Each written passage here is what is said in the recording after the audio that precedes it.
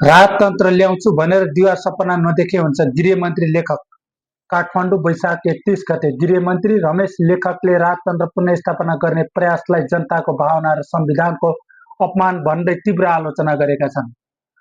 सोमबार राजधानीमा आयोजित एक कार्यक्रमलाई सम्बोधन गर्दै उनले भने, राजतन्त्र ल्याउँछु भनेर दिवा सपना देख्नेहरू गलत दिशामा लागेको छ।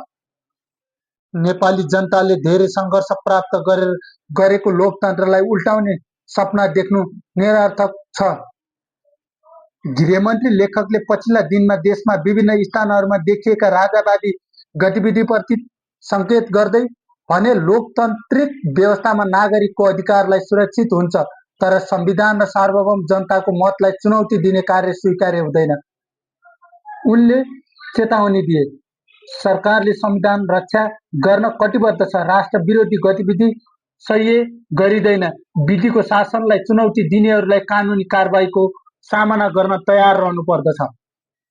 कार्यक्रममा उनले सरकारले शान्ति स्थापना र समृद्धिको मार्गमा अघि बढ्न सबै पक्षसँग सहकार्य गर्न तयार रहेको बताए, तर त्यसका लागि लोकतन्त्र, गणतन्त्र र संविधान प्रतिको निष्ठा अपरिहार्य हो भन्दै मन्त्री लेखकले भने, नेपाल पछिल्लो समय पूर्व राजा ज्ञानेन्द्र शाहको सार्वजनिक सक्रियता र समर्थकद्वारा आयोजित र्यालीहरूले राजनीतिक चर्चा बढेको छ। यसैबीच गृहमन्त्रीले उक्त अभिव्यक्ति सरकारको स्पष्ट धारणा प्रकट गरेको देखिएको छ।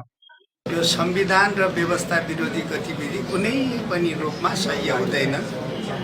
त्यो जनस्तरमा पनि सह्य हुँदैन, सरकारका लागि पनि सह्य हुँदैन।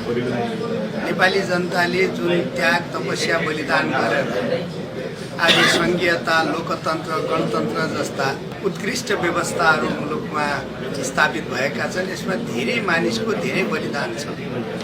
त्यसकारण यसलाई फेरि उल्ट्याउने र मुलुकलाई फेरि निरङ्कुशतातर्फ लैजाने, मुलुकलाई अँध्यारोतर्फ लैजाने कुरा हुन सक्दैन।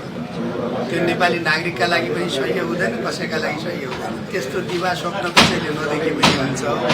फेरि मुलुकमा राजतन्त्र आउने कुरा र त्यसको प्रयत्न नगरे पनि हुन्छ। र त्यस्ता खालका सबै प्रयत्नलाई हामी जनस्तरबाट पनि र वैधानिक रूपले पनि हामी ती प्रयत्नहरूलाई कुनै पनि हालतले अगाडि बढाउँछौँ। संसदमा रहेका सबै विधेयकहरूमा छलफल भएर हामी टुङ्गोमा पुर्याउँदैछौँ। मुलुकमा भ्रष्टाचार नियन्त्रण गर्ने, निर्मूल गर्ने, सुशासन कायम गर्ने कुरामा हामी अगाडि बढेका छौँ। त्यस्ता खालका अवांछित गैर कानुनी गतिविधिहरूलाई निष्पक्ष, स्वतन्त्र र पारदर्शी ढङ्गले अनुसन्धान गर्ने, कारवाही गर्ने कामहरू सबै घटनाहरूमा भएका छन्। त्यो कुरामा हामी अत्यन्त गम्भीरतापूर्वक अगाडि बढेका छौँ।